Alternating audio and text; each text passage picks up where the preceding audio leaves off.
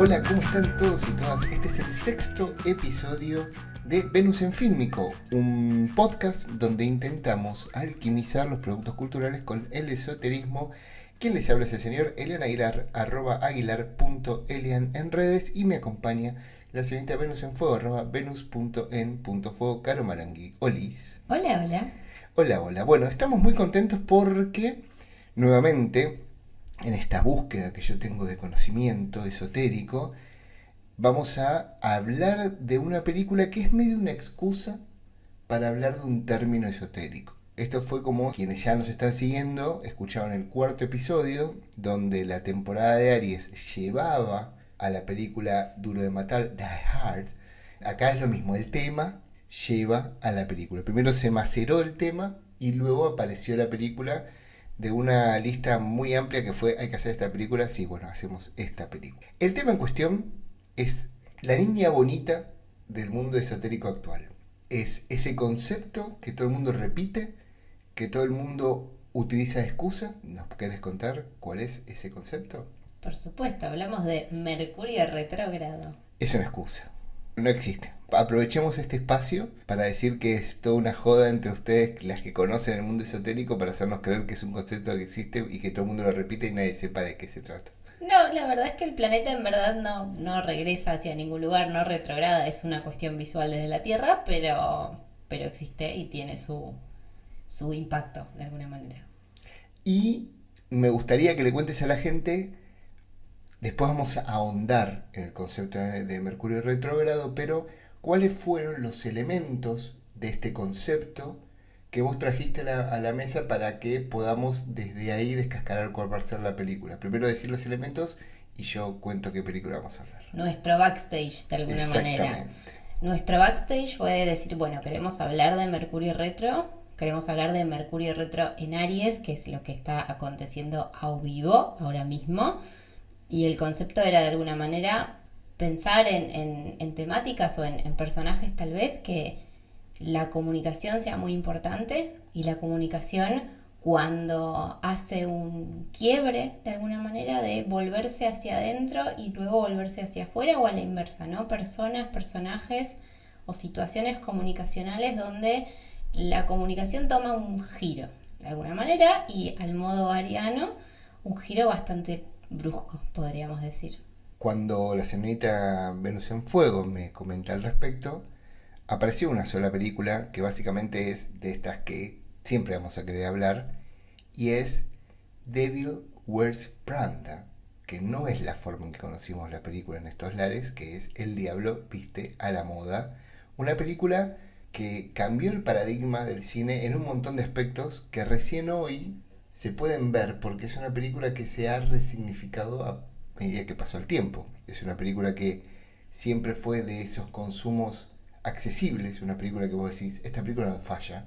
Yo le invito a una persona a ver esta película y se va a quedar viéndola, se va a reír en el punto que se tiene que reír, se va a indignar en el punto que se va a indignar, pero parecía no revestir más que simplemente el hecho de ser bondadosamente pasatista. Lo que vamos a intentar hoy, aprovechando el conocimiento esotérico de Caro Marenghi y mis gustos por lo audiovisual, encontrar que es una película que es un poquito más.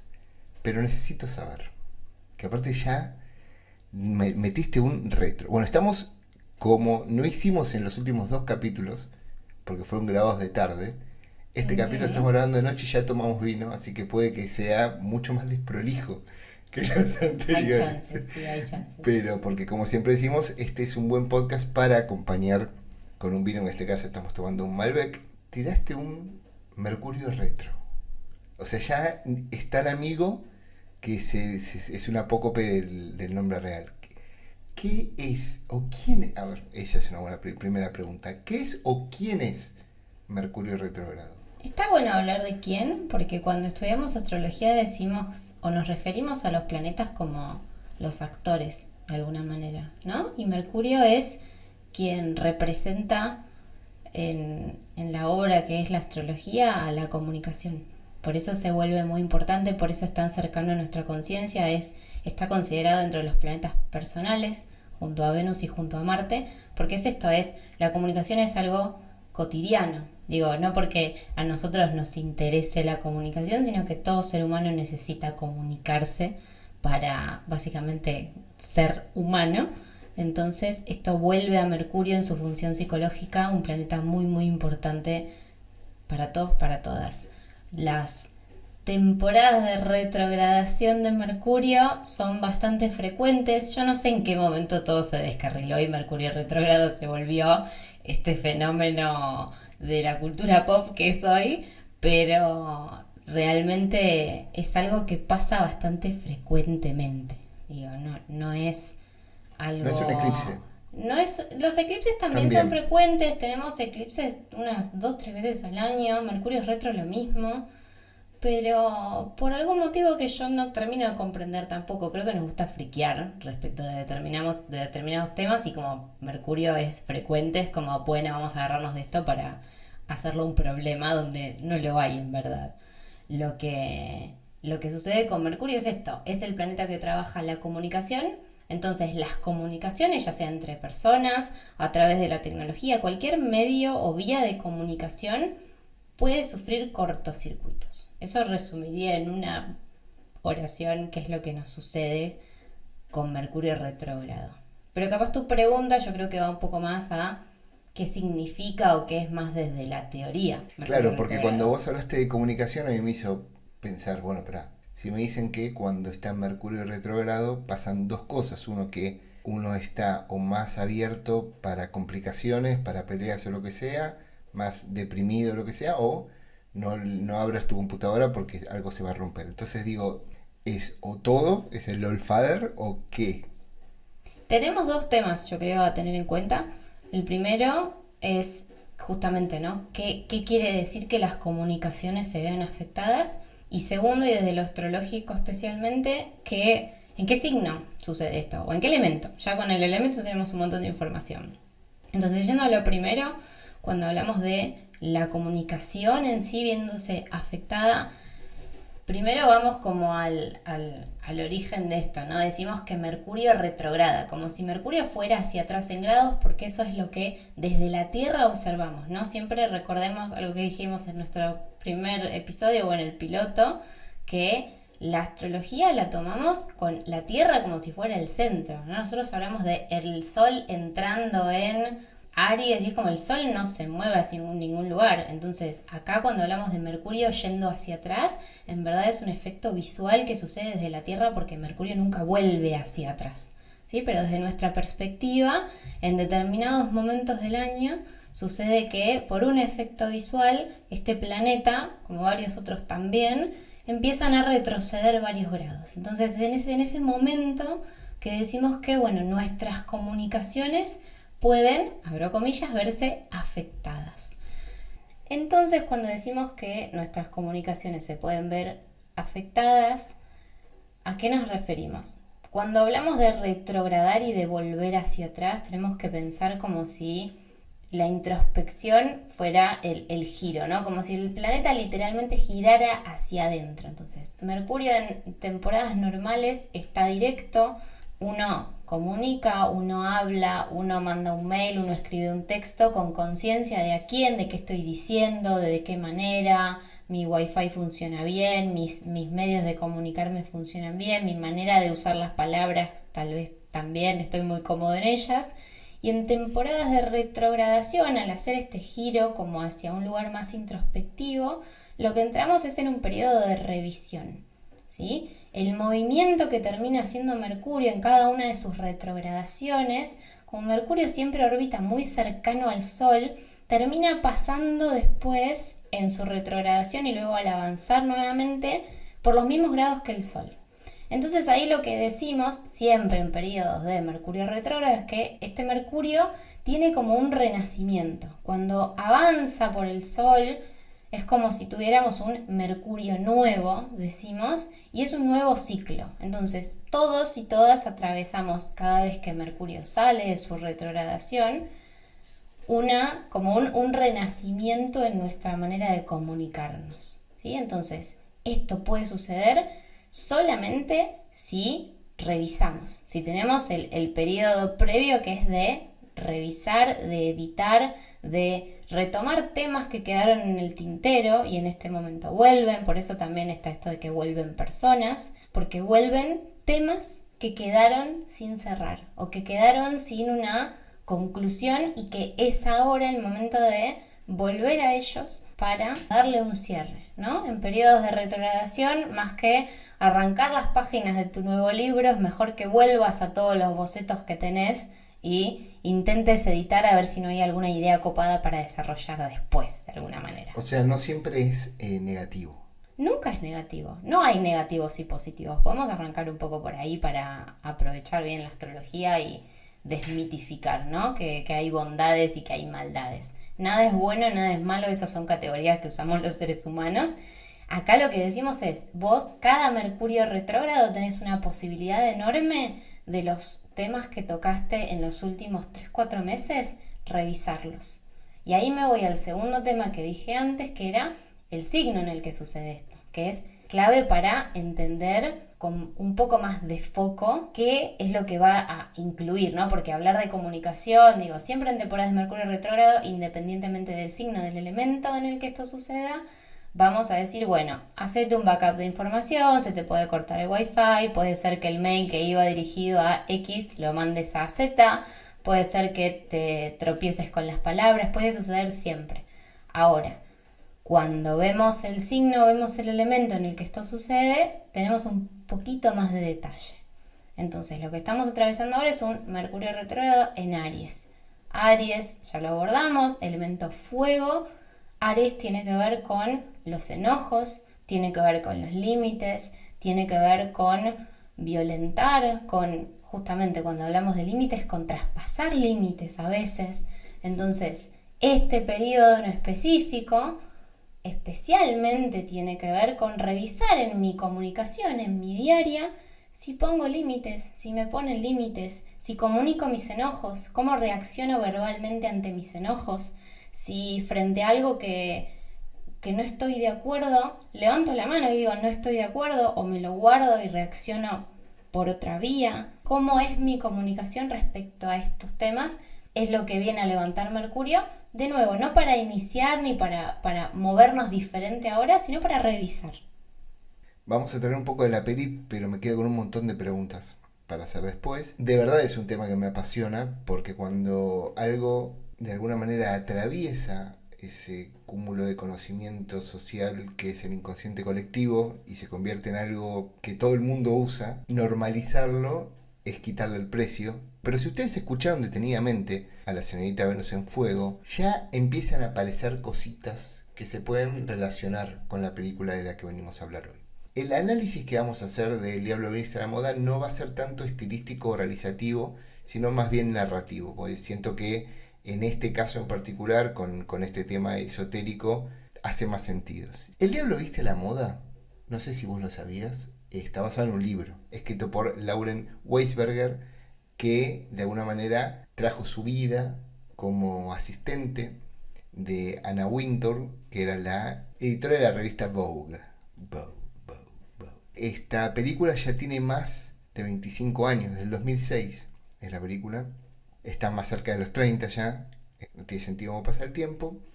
Dirigida por David Frankel, que tuvo muchos problemas para llevar a cabo esta película. Tuvo muchísimos problemas, porque al estar inmiscuida dentro del mundo de la moda, muchos no querían participar por miedo a las represalias de la persona de la que está basada la historia.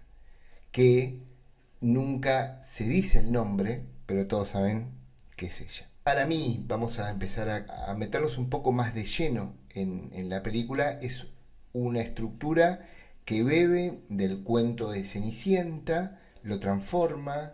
Algo también que tenían historias como de Mendigo Millonario, también tiene eso del cambio de la personalidad de una persona entrando en un mundo en el que lo veía con deseo y amor, y una vez adentro se convierte en la parte oscura de ese mundo que no terminaba de conocer. Yo creo que esos dos puntos se cruzan muy bien, funcionan, tiene una pizca de crítica social al mundo de la moda, tiene una crítica hacia la sobreexplotación laboral y al no poder poner las prioridades ergo los límites. Ya el primer tema que vos habías traído sobre el tema de los límites está muy presente. Es una historia para mí con 3 protagonistas. Meryl Streep, no se puede más que aplaudir, gritar, una película que de alguna manera la reacondicionó para las siguientes generaciones. Mucha gente no la conocía porque era una actriz que de método, de películas de alcance más artístico, y con esta película llegó a un punto, con su Miranda Presley, llegó a un punto que hoy se haya convertido en un meme. Digo, como hablábamos antes que Mercurio Retrógrado se convirtió como en un meme de sí mismo, ella y sus caras y sus frases también. Luego está Anne Hathaway, Andy Sachs. Anne Hathaway, que venía de Diario de una princesa, que venía de Enchanted, que era una chica de película de princesa. Era una chica que apuntaba a un público más infantil. Le costó mucho a ella ser seleccionada para este papel. Para nosotros hoy parece algo totalmente natural que ella sea la protagonista. No, ella fue la quinta, sexta opción, la que todos los productores querían. Era una persona que nombramos, que es Rachel McAdams, la nombramos en Mean Girls. Y para mí, la tercera pata, que nunca está presente en los análisis de esta película, que es el personaje de Emily Blunt. Emily, que es de alguna manera la conversión al cisne de esta actriz que se iba a dedicar a otra cosa, y ya contó que ni bien estrenó la película, al tercer día ya no pudo ir a tomar café al lugar donde iba siempre, pues la gente le pedía autógrafos y la reconoció, y ahí comenzó su carrera.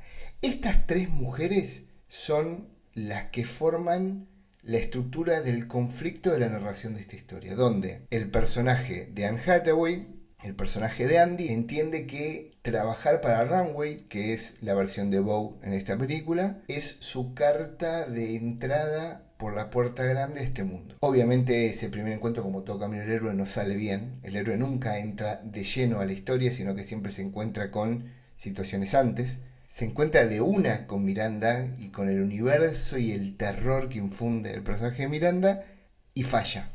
Luego recibe un llamado de la aventura, venga, vamos ahí.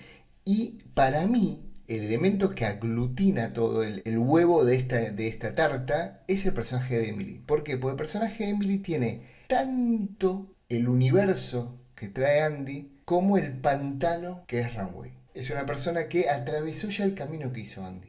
Ya ella sabe cómo llegar ahí y tiene las mismas motivaciones que la que sería la protagonista para el gran público, de alguna manera, que es el personaje de Anne Hathaway, pero que logra conjugar en ese juego ser el punto de unión entre esos dos universos. Lo hablábamos antes de empezar a grabar. Para mí, si no existiese el papel, el personaje dentro del modelo actancial de Emily, no hay manera de unificar esos dos puntos en ningún lado de toda la línea universal del mundo. Porque Miranda y Andy son personas que, si no fueran por Emily en el medio, nunca se hubieran juntado, nunca hubieran hablado una palabra.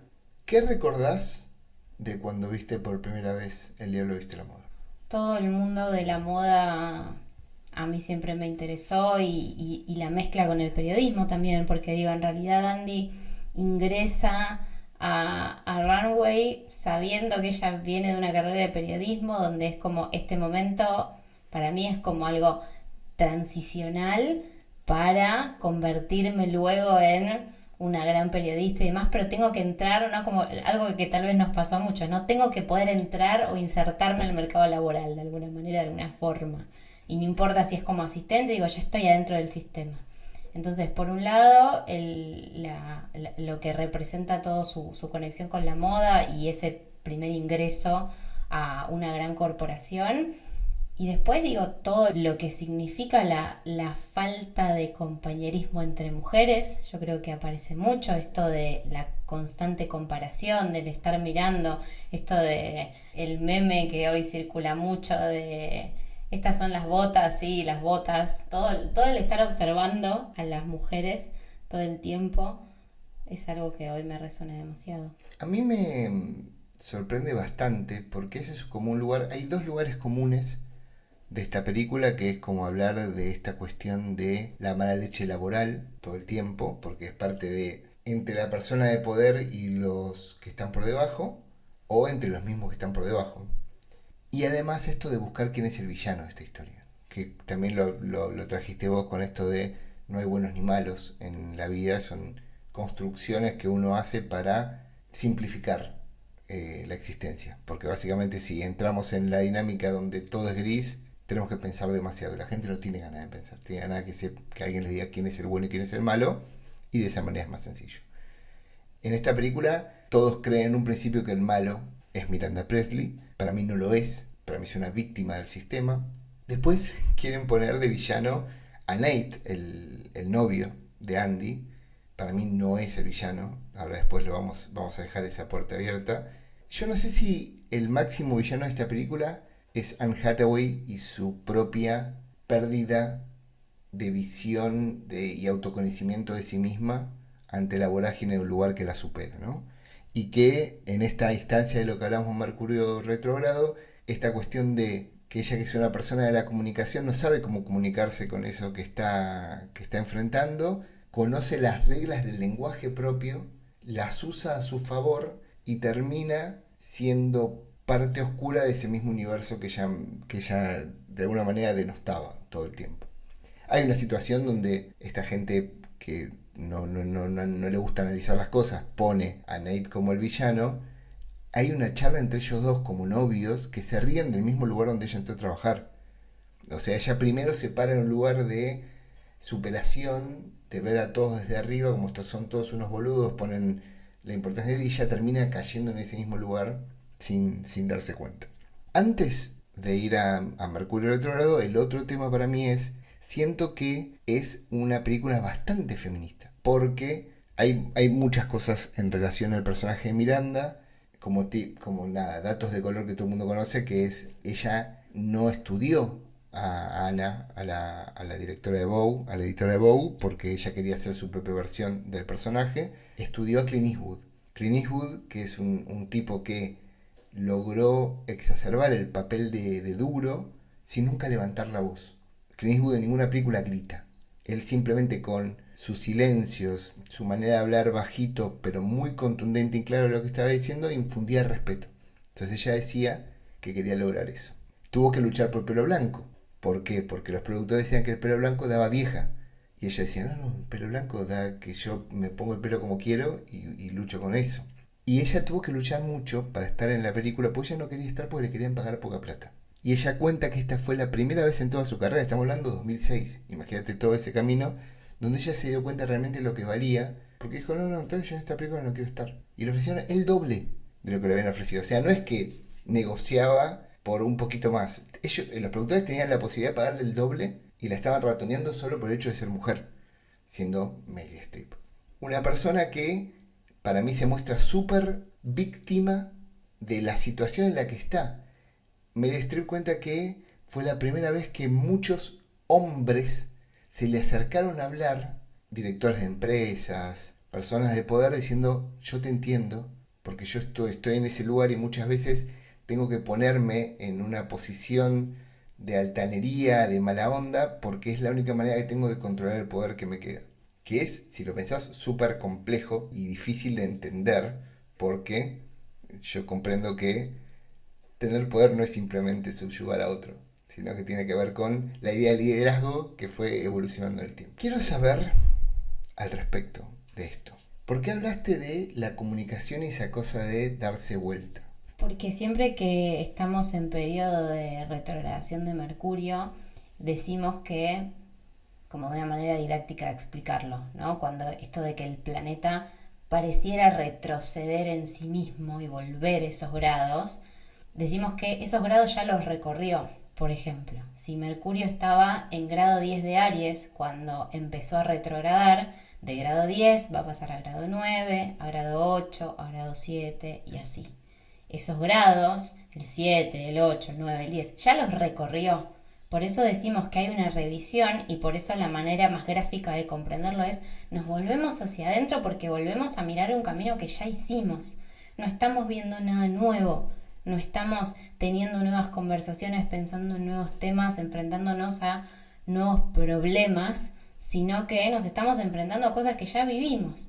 Por eso siempre esta referencia de fíjate qué conversaciones tuviste, fíjate qué temas, fíjate si aparece alguna persona, qué tema te trae y no tanto de cosas nuevas, porque esta vuelta hacia adentro o este giro introspectivo que tiene por un lado que ver con esto de revisar, por el otro tiene que ver con escucharme a mí como hablo. Que a veces cuando decimos, no, Mercurio está directo, que avanza hacia adelante, fuera de un periodo de retrogradación, uno habla y avanza en la vida y no siempre va mirando el camino que traza. Mucho menos a veces desde lo que uno habla, de lo que uno dice, de lo que uno pone límites. Entonces, este periodo de vuelta hacia adentro, decimos, es para volver sobre esos temas, es para revisar esos temas y decir, mirá, yo cuando tuve esta conversación con esta persona, de qué manera puse un límite, o de qué manera no puse un límite, o de qué manera hablé de algo que no me gustó,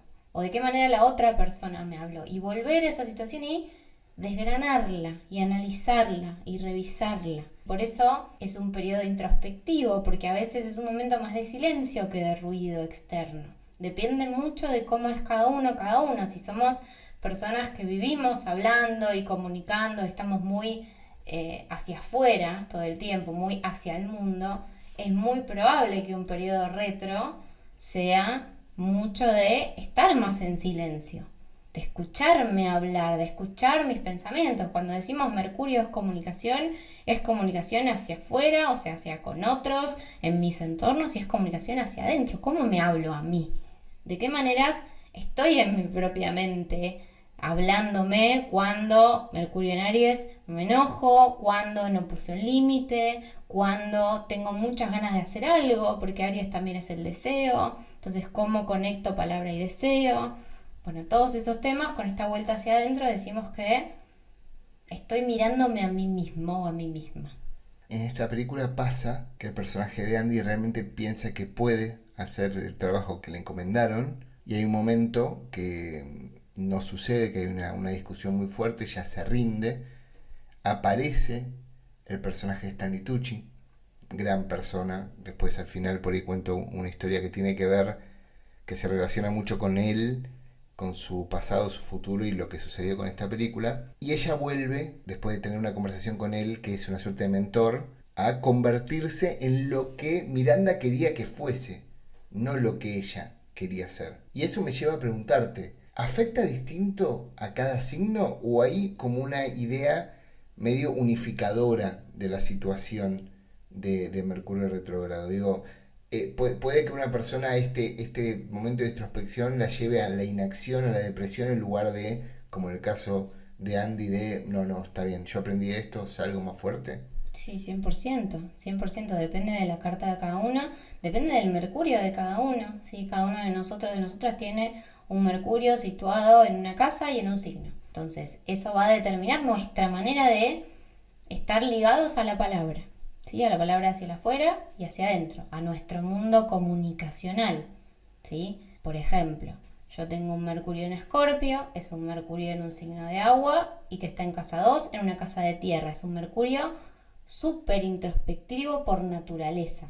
Si yo soy en muchos ámbitos muy callada, de guardarme cosas, de tener un gran mundo interno, de tener una gran comunicación respecto de que me interesa comunicar cosas que conmuevan, que la palabra por sí sola me aburre y me cansa. Hay mucho del análisis también, y eso tiene que ver conmigo. Entonces, en periodos de retrogradación de Mercurio en otro signo, ese Mercurio va a estar orbitando en alguna otra parte de mi carta, ¿sí? Entonces ver en qué casa de tu carta natal ese Mercurio está yendo hacia atrás es muy interesante para ver los temas en los cuales esa retrogradación va a impactar, ¿sí? Porque si ese Mercurio está transitando un área específica de mi carta, también va a traer esos temas en específico para mí. O sea, siempre que hablamos de un periodo de retrogradación de Mercurio, tenemos como dos grandes caminos para ir a mirar. El primero es este Mercurio solo, en qué signo está, y ahí ya tenemos como temáticas generales que a todos o a todas nos pueden cruzar, ¿no? Entonces, Mercurio retrógrado en Aries trabaja enojos, trabaja límites, trabaja deseo individual. Eso para todos, para todas. A mi nivel personal, tengo que ver en qué área de mi carta natal, por qué casa está transitando, y después en qué signo y cómo es mi Mercurio, cómo es mi manera de comunicarme. Entonces, en base a eso, yo puedo sentirme más cómoda o menos cómoda con lo que me pida de alguna manera este Mercurio o esta retrogradación. ¿Cuántas retrogradaciones hay por año o calendario? Y tenemos unas 3 o 4, depende por año, pero por eso digo, es un evento que sucede con frecuencia, ¿no? Y digo, tiene sentido porque la comunicación es fundamental para todos, para todas. Todos hablamos, todos nos comunicamos no verbalmente también, ¿no? Somos seres humanos que vivimos en sociedades, necesitamos de la comunicación todo el tiempo, no somos ermitaños.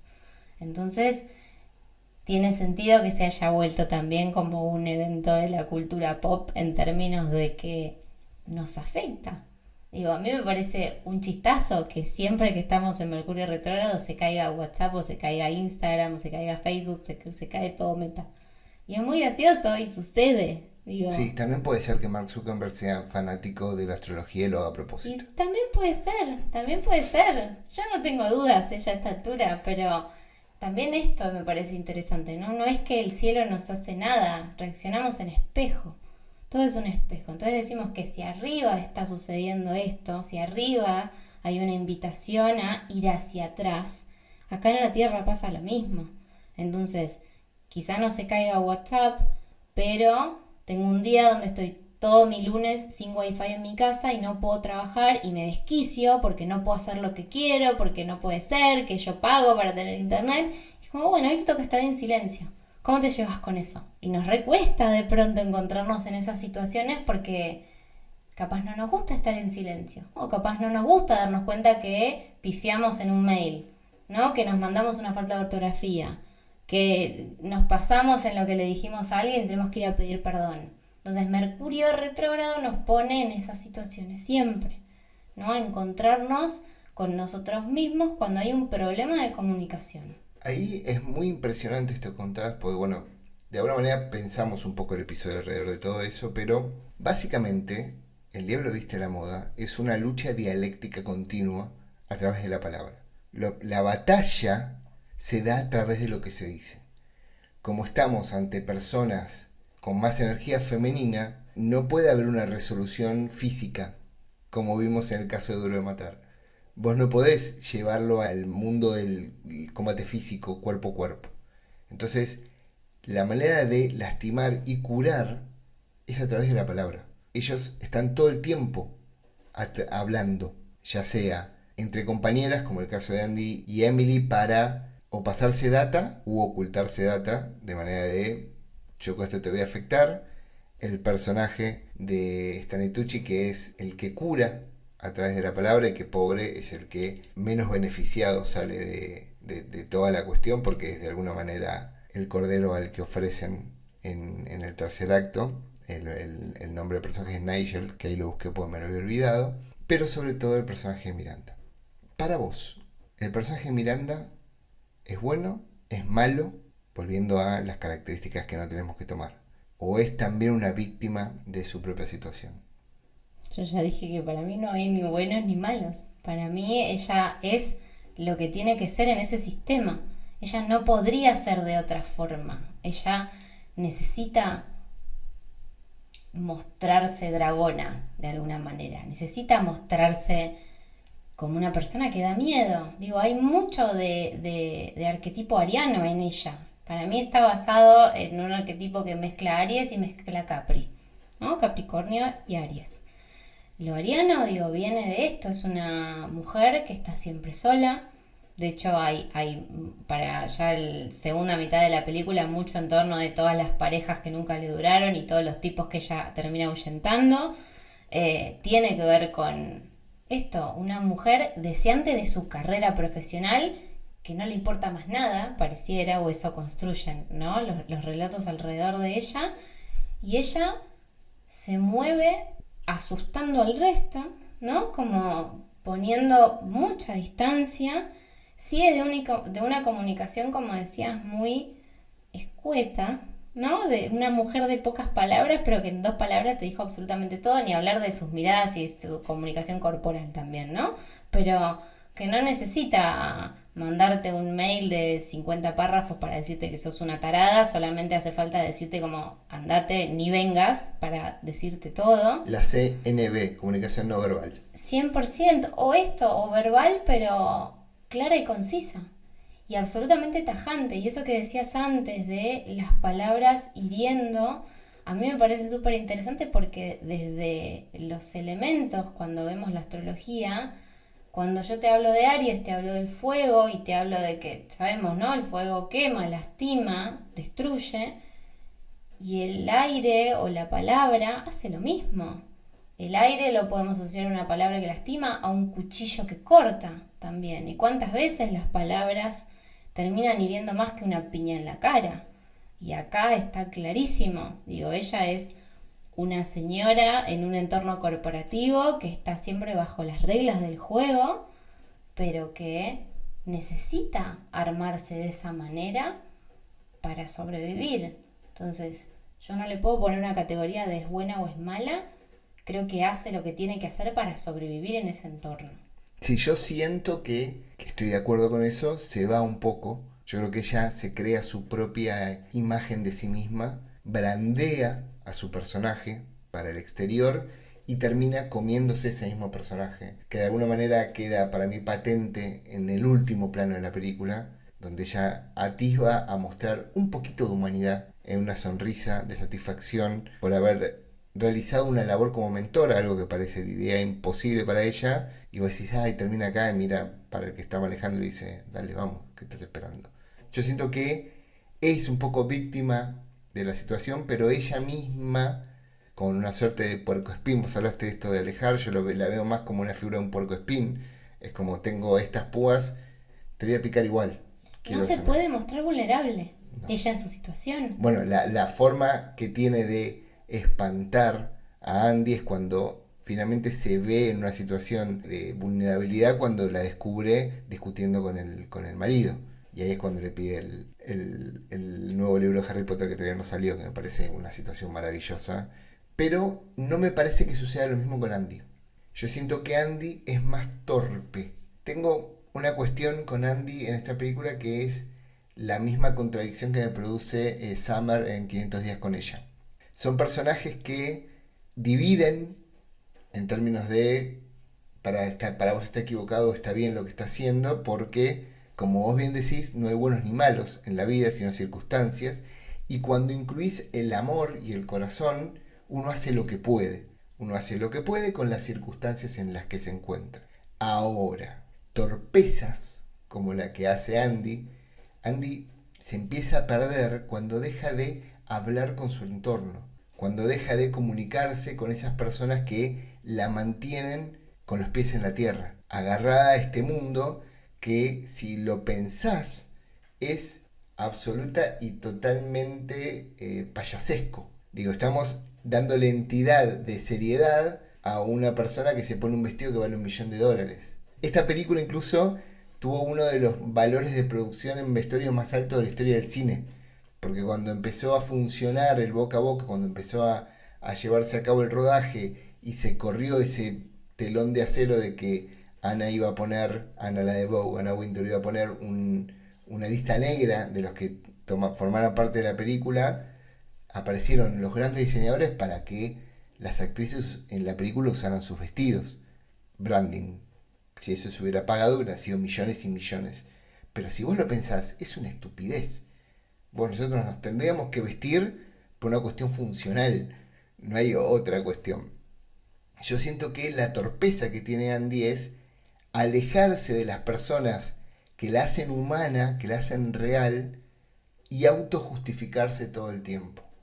Y lo voy a traer, ya hablamos por fuera, y acá encontré la conexión. La situación de ella no yendo al cumpleaños, la situación de esa vela que apaga el chabón cuando llega a la casa, para mí es la misma situación de la pelea entre Ross y Rachel en Friends.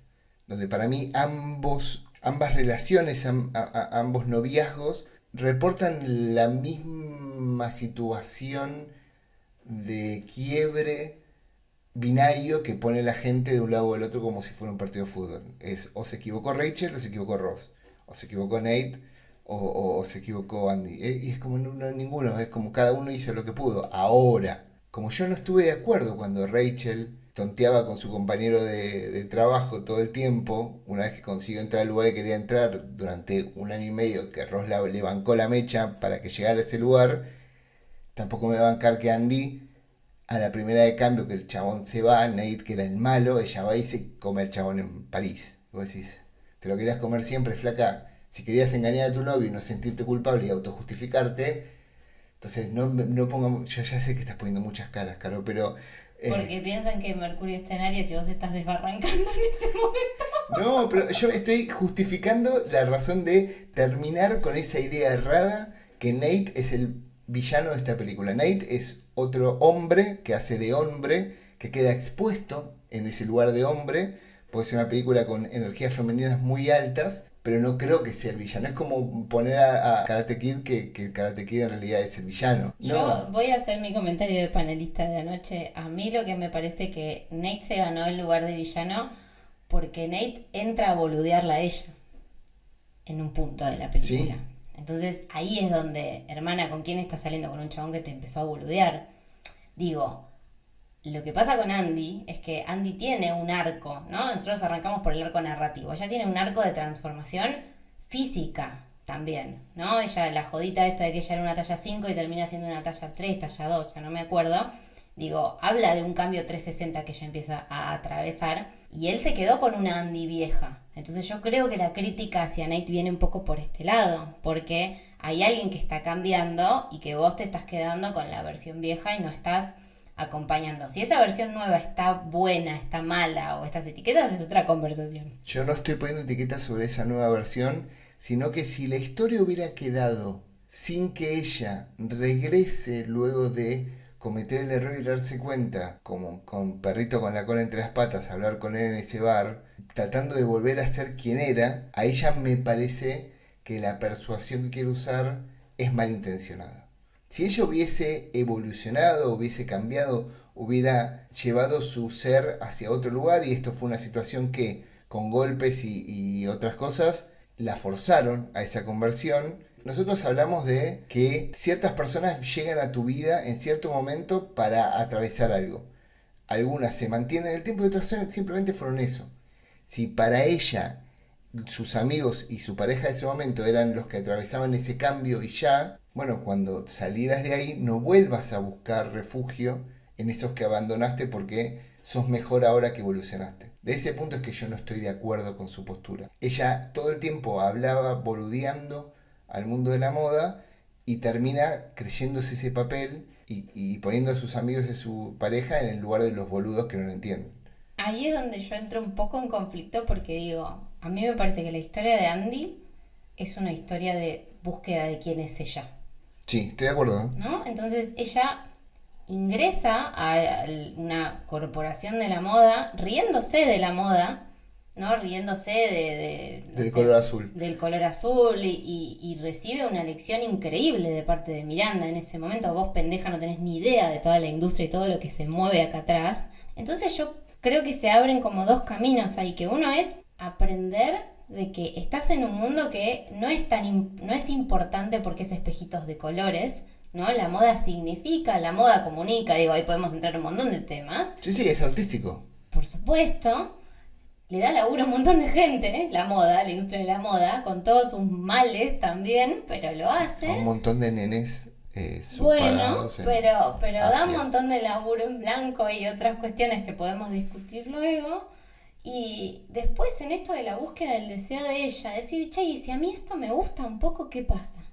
Porque yo no, y acá podemos entrar un poco a discutir de este Mercurio en Aries, que yo no creo que ella sea tan Bambi, ¿no? Como tan, ay, ups, caí acá y ahora de pronto soy una talla 3, o sea, no es que solo el sistema me forjó a mí a ser de esta manera, ella eligió de alguna manera estoy súper de acuerdo, convertirse en esta nueva Andy. Pero para mí no es ese cargo. Y ese es donde ahí me hace ruido.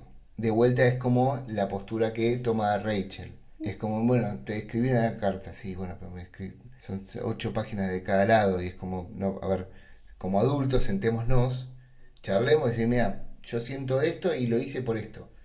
pero no se hizo cargo para mí Andy de ese cambio.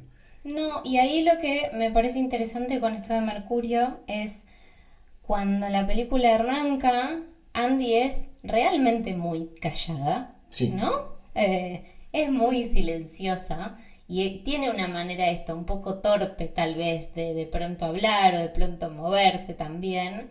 Y eso va cambiando, ¿no? A lo largo de todos los actos de la película y ella termina adoptando muchos hábitos de su jefa en sus maneras, no solo de mirar y de moverse corporalmente, sino también de hablar y ser muy despectiva para con su entorno, sí, ¿no? yo creo que primero he aprendido de Emily, por eso yo no quiero olvidar el papel de Mm, Emily, porque yo creo que ahí hay algo.